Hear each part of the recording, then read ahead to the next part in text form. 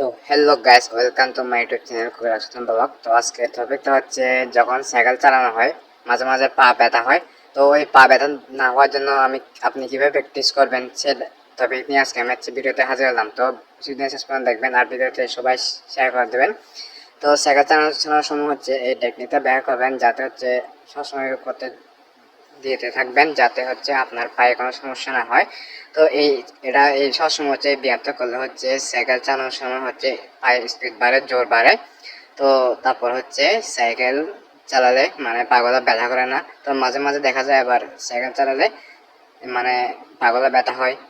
তো সবসময় হচ্ছে এইভাবে ট্রাই করে দেখবেন। তারপর এইভাবে ট্রাই করার পর হচ্ছে মানে পায়ের মধ্যে কোনো সমস্যা হবে না, আর মানে পাতা কোনো ব্যথা হবে না। তো সবসময় সাইকেলিং করতে পারবেন। তো সাইকেলিং করার আগে সবসময় তো দেখা যায় সবসময় বড় বড় যারা মানে রেসার আছে, তো তারা তো মানে সবসময় সাইকেল চালিয়ে বেড়ায়। তো সবার একটা মানে অবাক হওয়া উচিত, এরা কি পারে। তো এরা হচ্ছে সাইকেল চালানোর আগে সবসময় হচ্ছে প্র্যাকটিস করে।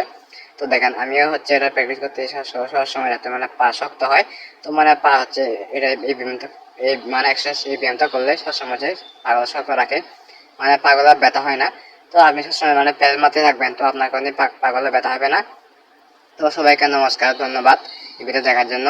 তো এরকম নতুন নতুন টিপস পেতে সাইকেল নিয়ে ভিডিও, তারপরে সাইকেল ভিডিও, সাইকেল নানা রকম সমস্যা ভিডিও নিয়ে পেতে আমার চ্যানেল সাবস্ক্রাইব করে রাখুন, যাতে এরকম নতুন নতুন ভিডিও আপনি পেয়ে থাকেন। সবাইকে ধন্যবাদ।